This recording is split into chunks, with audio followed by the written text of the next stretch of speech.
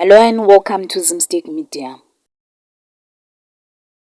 Zimbabwean billionaire and philanthropist Strive Masiyiwa has been honored with an honorary doctorate of human letters by Princeton University in recognition of his business, leadership and humanitarian work. The recognition was announced on social media by Mrs. Masiyiwa, who thanked Princeton for honoring her husband for his hard work and big heart.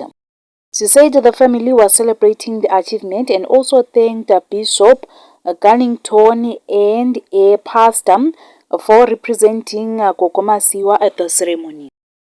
Dr. Masiyiwa, founder and executive chairman of Econet Group, is known globally for building one of Africa's largest telecoms companies and for extensive philanthropic work through the Higher Life Foundation.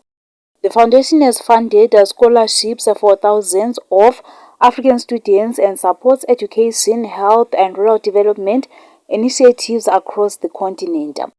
The Doctorate of Human Letters is one of Princeton's highest honorary degrees.